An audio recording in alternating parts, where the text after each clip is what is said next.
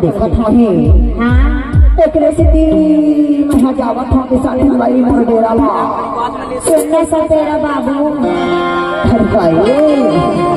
छोटे तेरा हूँ बैठ लेते और तोर सांप ला दिखा देते जैसे लागेगा तो कहते तोर घर में आओ बैठ लेता हाँ और मैं बैठे तो बैठ जा हम किसान हाँ लोग लेते के लाने का चुप खाए बन थमा पसंद दे देगा चल चल ठीक है किसान तोड़ दिया मत थोड़े आओ बैठ ले था ले ना बैठ ले